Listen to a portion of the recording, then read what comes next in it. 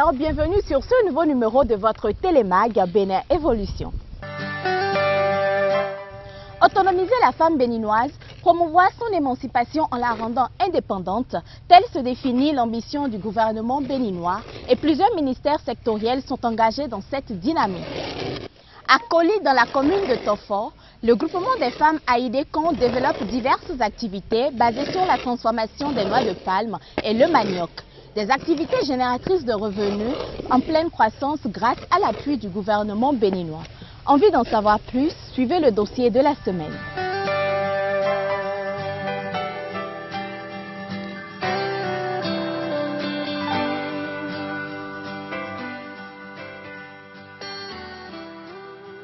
Petit village de la commune de Tofo, Koli Gouyeme abrite un groupement de femmes spécialisées dans la transformation des noix de palme et du manioc.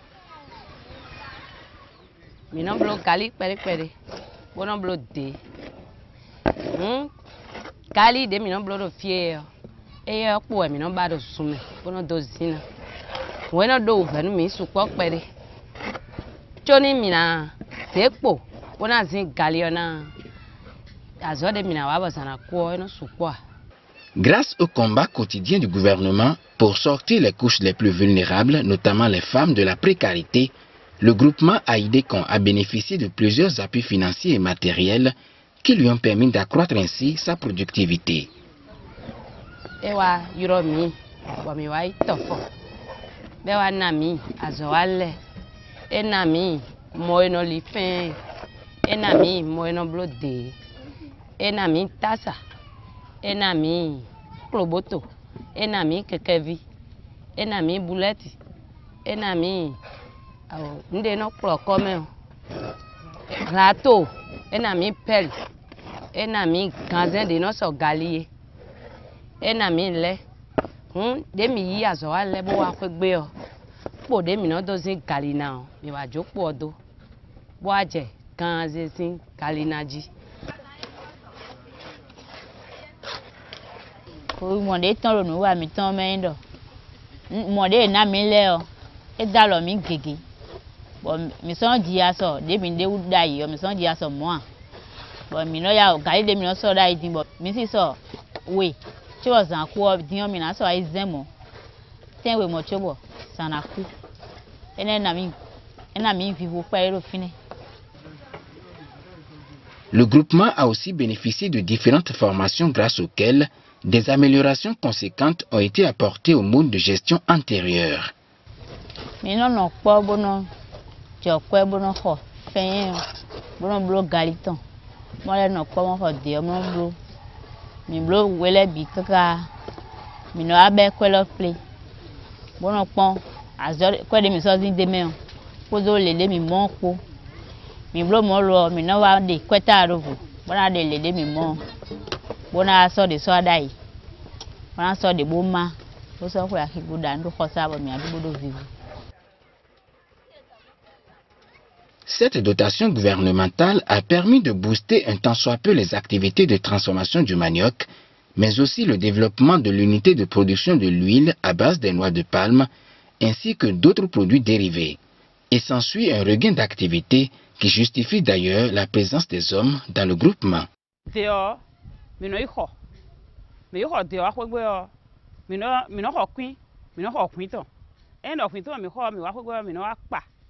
No ba sun le do be no apa ha mi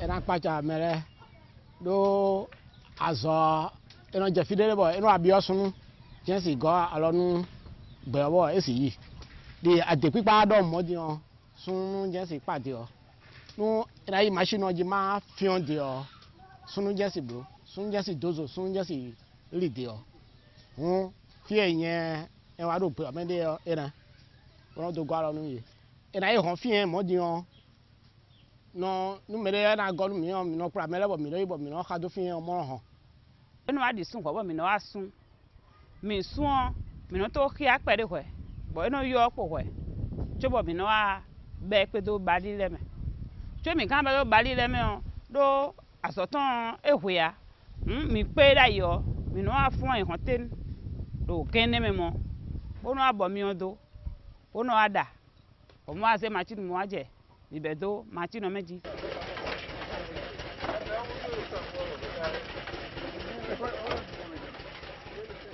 De toute évidence, l'appui du gouvernement béninois a révolutionné la vie des femmes du groupement Aïdekan. Pour preuve, les techniques traditionnelles épuisantes ont cédé la place à une meilleure organisation du travail grâce à la mécanisation. Ainsi, en lieu et place des pieds qui servaient à triturer les noix, le moulin prend le relais avec des avantages considérables. Les grains sont facilement séparés des détritus non moins utiles et le jus extrait des noix de palme est aisément recueilli pour la cuisson. La production s'en trouve encore plus améliorée. Objectif atteint pour le gouvernement du docteur Boni Yayi, qui, en plus d'assurer une autonomisation financière des femmes, diminue considérablement les peines des groupements féminins dans le processus de production.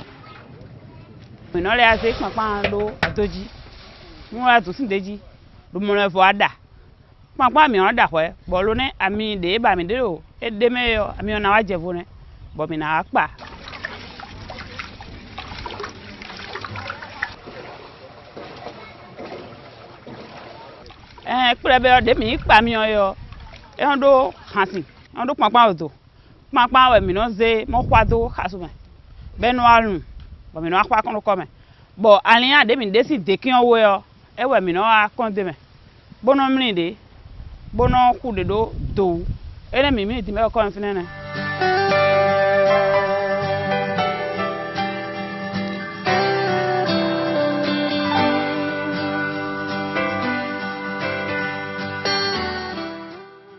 En toute gratitude envers le chef de l'État et son gouvernement, les femmes demeurent dans la logique de la solidarité en faveur de tous les groupements féminins au Bénin. Mais face à l'accroissement de la production, les besoins en capitaux ne sont pas moindres.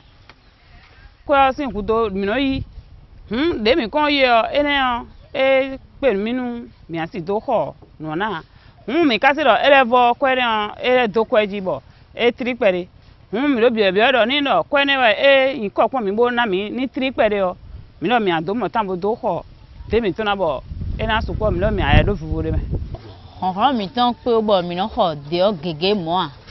Eno na dalo mi bon.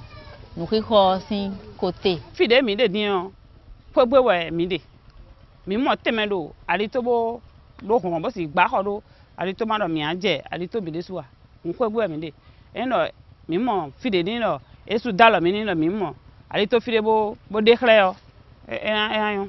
Kunu e na denu to gan e we lo ina cheni tam do e wa yo e ba nyun lesin nukon yi bo ba lo nyun le bi ni mo fifo wenu e ga nyun lesin fifo ba bura lo gonu ye wa mi mesun le lo mi lo fifo mo lo de wa dagbede wa mi de mi mo le tan bo dudu e be fi mi lo do egbe me din ni kankan bo dalo nyun gbeta mi tan de epo Benin le o bonu yi lo ni mo nko tan bonu fifo ni tinu ye lo.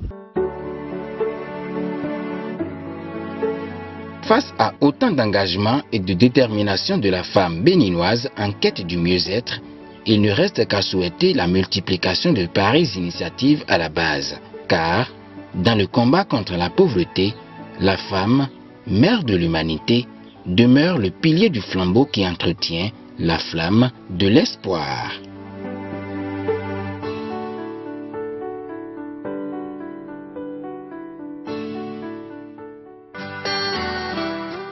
S'il est vrai que la femme est la mère de l'humanité, il va sans dire que faire la promotion de la femme ne fera que concourir au développement de la nation.